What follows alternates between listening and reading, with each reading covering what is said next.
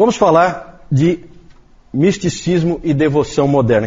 Não quero falar muito sobre isso aí, eu só quero dizer para vocês que existia esse movimento diferente dentro da igreja única nesse período, a Igreja Católica Romana, e é o movimento místico, certo? Os místicos, eles eram cristãos de um tipo diferente, as ênfases deles eram sempre no amor, o amor ao próximo, o amor a Deus, especialmente, e na virtude, fazer as coisas certas e tal. Então você tem muitas freiras que seguem essa linha, muitos monges que seguem essa linha, a linha mística, né? Os 3 pontos principais no pensamento dos místicos eram a união com Deus, eu estar unido a Deus, né? Várias dessas freiras se casaram com Jesus Cristo, né? Misticamente, certo? Então essas coisas absurdas assim, né? Mas nós temos que falar porque eram coisas que tinha nesse período. União com Deus, o amor a Cristo e a negação de si mesmo eram pontos importantes para esses místicos, certo? E o conhecimento para eles era sempre uma coisa não tão importante e muitas vezes prejudicial. Na verdade, aqui aparece um pouco de reação ao escolasticismo. E reações sempre são desequilibradas, né? Vamos falar de alguns místicos, não vou falar deles não, eu só vou citar rapidamente só para vocês, quando virem os nomes em algum lugar, vocês lembrarem que já viram aquele nome. Johannes Meister Eckhart, pelo nome já dá para ver que é um alemão, século 13 e 14. O Dr. Calhoun diz que ele tem um livro, Os Sermões de Meister Eckhart, e ele disse que ele sempre tenta ler algum desses sermões, né? Só que ele nunca conseguiu entender nenhum, né? Então é tudo assim, sabe aquela viagem que o indivíduo fica falando, né? A gente usa hoje em dia a gíria, né? O cara está viajando. É isso aí que esses caras fazem quando escrevem, né? E esse Eckhart aí é especialista nisso. Vou ler para vocês uma frase dele, só para vocês terem uma ideia. Uma pulga, na medida em que ela está em Deus, é por si mesma maior do que o maior anjo.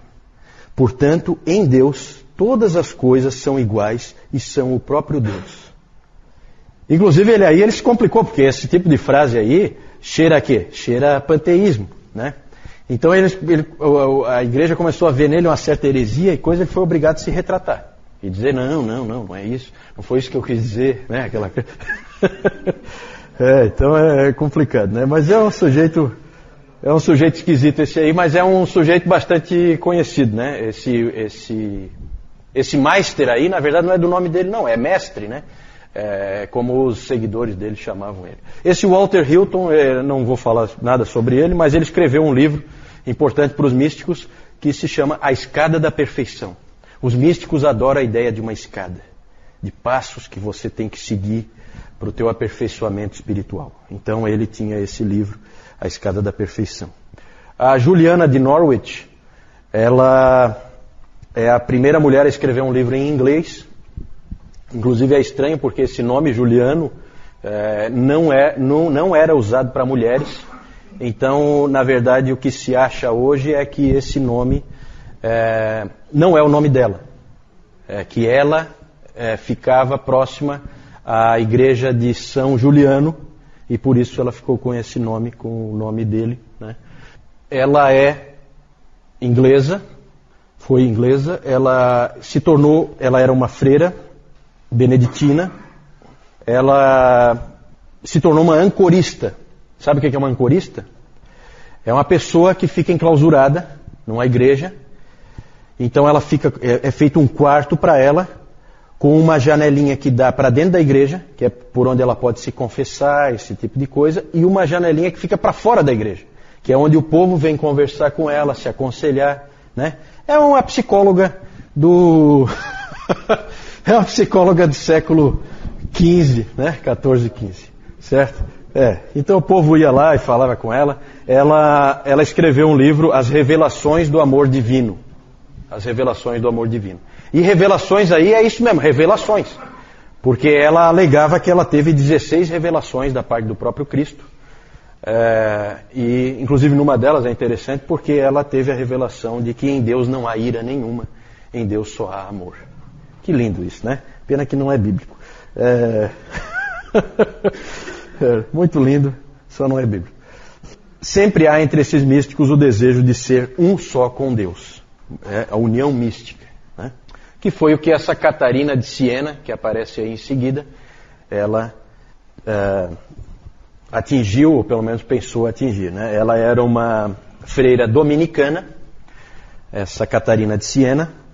Ela disse que ela foi importante para trazer o Papa de volta para Roma, que o Gregório XI foi convencido por ela para voltar. Ela era uma mística um pouco diferente, porque ela realmente ajudava as pessoas, ela era uma pessoa que cuidava dos pobres, tinha envolvimento social, né, diferente de outros místicos que só pensam em si. Nisso ela é um pouco diferente. Ela conta no seu livro O Diálogo sobre vários arrebatamentos espirituais que ela sofreu, inclusive um delas em que ela se casou com Jesus Cristo. Né? Então, essas coisas estranhas que tinham desses místicos. Né? É a união mística, certo? Desses todos aí, o Lutero, claro que ele desprezava todos eles, a não ser esse último aí, Johannes Tauler, que ele recomendava a leitura, e realmente, segundo o Calhoun, é um místico que dá para você ler, que é interessante o que ele escreveu. Tem coisas boas que você pode aproveitar. Agora, o mais importante de todos, o mais famoso de todos, até hoje é um livro muito importante, eu já li bastante coisa, do livro do Tomás A. Kempis, A Imitação de Cristo. Alguém já leu alguma coisa da Imitação de Cristo aqui? Ninguém? É um livro realmente interessante, é um livro diferente. Esse Tomás A. Kempis, ele era um alemão, ele entrou nessa ordem dos irmãos da vida comum, que é uma ordem de leigos holandesa. E esse livro é um livro bem interessante, é um livro diferente, que ainda tem bastante coisa interessante para você ver hoje ainda. Ele tem bastante do sistema sacramental, mas também tem alguns elementos de justificação pela fé, tem alguma coisa de graça, não muito, mas tem. Tem bastante coisa válida ali. Ele é um livro parecido com o livro de Provérbios. Você tem ali muitas frases de efeito, e ele moldou muito do pensamento moderno quanto à vida com Deus. Ele é um pouco diferente dos outros. Tanto que o livro A Imitação de Cristo é tão importante que, quando se fala em devoção moderna, é sinônimo do livro do Tomás A. Kempis, A Imitação de Cristo. Esse livro é lido hoje ainda, é um livro que tem validade, né, diferente das outras coisas que é mais de significado mais histórico. Né? É claro que você tem que saber separar aí o joio do trigo, como em tudo. Né? Reter o que é bom só. A avaliação do misticismo. Eu falei que ia ser rápido e realmente isso aí não tem muito por que a gente gastar muito tempo, não tem nada de muito valor aí para nós. O que tem de bom no misticismo? A ênfase no amor a Deus, uma coisa do coração que o escolasticismo não tinha. Isso aí é uma coisa que não dá para a gente dizer que é ruim. A quietude, a humildade, tudo isso eles tinham. A ideia de você se diminuir, né? Tudo isso aí são coisas que você pode ver nesses místicos que são coisas de valor. Por outro lado, aspectos ruins são o extremo individualismo, né? Porque a pessoa realmente pensa nela, uma tendência forte de justificação pelas obras, e essa ênfase em experiência e sentimento em vez da palavra de Deus. Né? Então essas experiências, arrebatamentos e não sei o que, tudo isso aí são coisas perigosas, principalmente quando depois você escreve livros dando autoridade para aquilo ali. Né? Aí é mais perigoso ainda.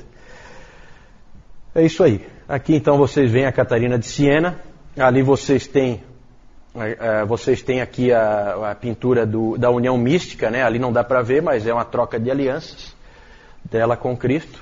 Né? Não sei quem é que está ali atrás, deve ser Maria, né? Geralmente nesse período, Maria era pintada sempre ao lado de Cristo. Certo? Inclusive na Capela Sistina, Michelangelo também sempre pintava. Onde ele pintava Cristo, ele punha Maria meio de lado, ali meio atrás, né? Dentro do pensamento católico romano, que até hoje é assim. Né? Aí o Meister Eckhart, que não dá para entender nada que ele escreve, e o Tomás A. Kempis, tem uma figura dele aí também.